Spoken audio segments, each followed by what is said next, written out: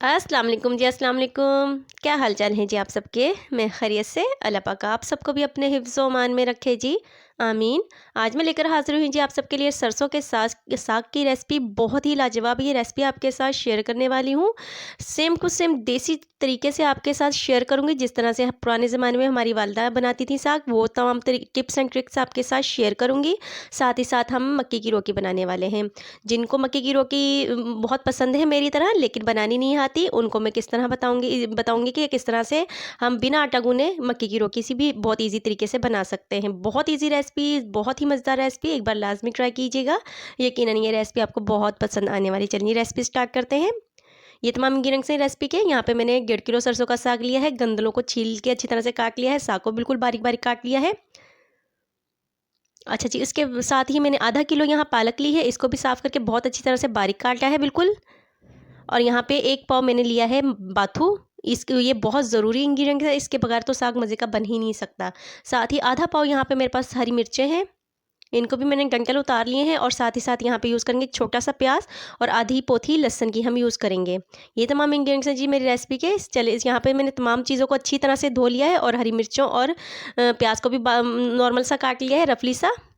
सबसे पहले मैंने चूल्हे पे पतीला रखा है। छोटे मुँह का पतीला ले रही हूँ क्योंकि मैं पतीले में बनाने वाली हूँ साग, तो छोटे मुँह का लेइएगा। इसमें साग बहुत अच्छी तरह से घुटता भी है, गोल पेंदे का है और साथ में ये बहुत अच्छी तरह से गल भी जाएगा।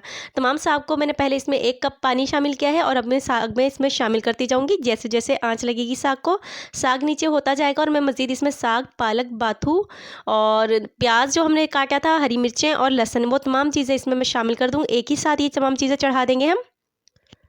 पानी ज़्यादा नहीं डालीजिएगा क्योंकि साग अपना पानी बहुत ज़्यादा छोड़ देता है। मज़ीद इसमें पानी की ज़रूरत नहीं होती, 1 ही कप बहुत होता है इसमें पानी। जैसे-जैसे इसको आँच लगेगी वैसे-वैसे ही साग अपना पानी छोड़ता चला जाएगा और इसमें पानी अच्छा खासा हो जाएगा। ज़रूरत नहीं होती इतनी ख़ास इसमें साग की पानी की।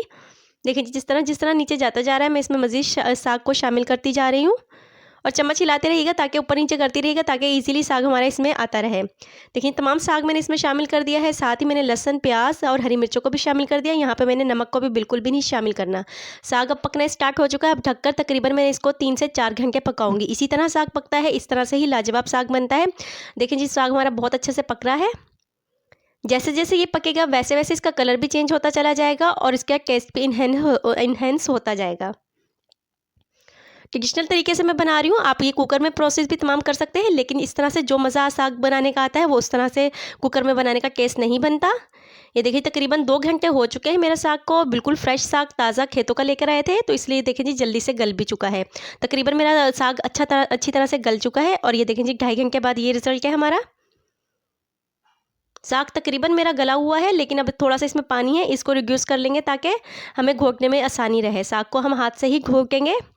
और देखें ये 3 घंटे में मेरा साग बिल्कुल तैयार था। इस टाइम पे मैं इसमें नमक शामिल कर दूंगी 1 टेबल स्पून। पहले नमक इसलिए नहीं शामिल किया, तो इस तरह से साग फिर बिल्कुल अकड़ जाता है, गलता नहीं है। गलने के बाद अगर साग में नमक शामिल किया जाए तो सही रहता है। यहाँ पे मैंने 3 से 4 टेबल स्पून आटा लिया है, नॉर्मल जो घर में हम रोटी बनाने के लिए यूज़ करते हैं। साग को मैंने चूल्हे से उतार लिया है। अब इसको घोटने की मदद से मैं अच्छी तरह से इस तरह से घोटूंगी। अगर आपके पास हैंड ब्लेंडर या फिर ब्लेंडर है, आप उसमें भी कर सकते हैं, लेकिन हाथ से घोटे हुए साग का मज़ा ही अलग होता है, इसलिए मैं यहाँ पे हाथ से घोटूंगी साग को।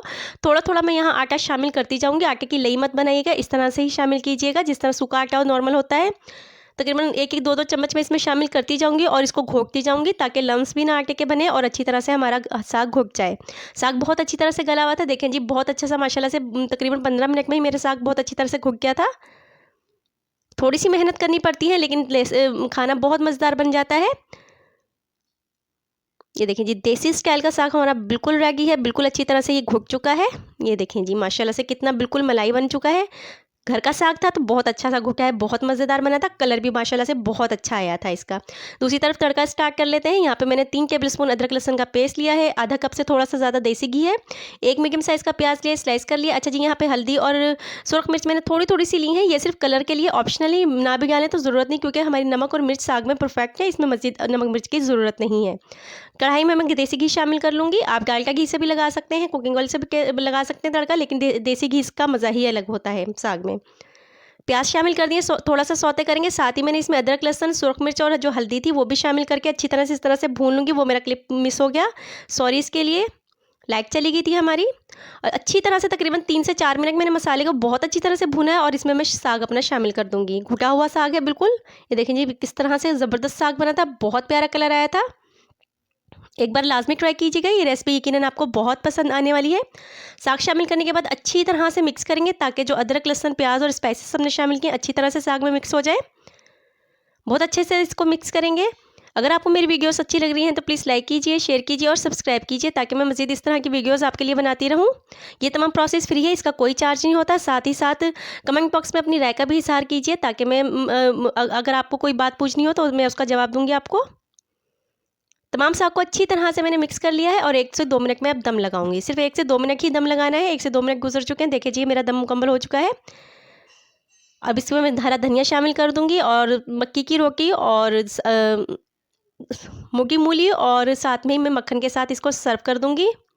ये देखें जी मक्की की रोटी की रेसिपी मैंने आपके साथ शेयर की, बिना आटा गूने किस तरह से बनती है। मेरी पहले रेसिपी मैंने आपके साथ शेयर कर ली, आप वहाँ जाके देख सकते हैं। देखिए जी हमारा साग मुर्गी मूली और मक्खन के साथ बहुत ही मज़ेदार सी लाजवाब सी रेसिपी बिल्कुल तैयार है। होममेड मक्खन के साथ बनाइएगा, सब्र तो बिल्कुल नहीं होता। अगर सरसों का साग बना हो तो बहुत ही लाजवाब सी रेसिपी है, एक बार लाजमी ट्राई कीजिएगा, यकीनन ये रेसिपी आपको बहुत पसंद आएगी। इसके साथ ही इजाज़त दीजिए, अल्लाह हाफिज़।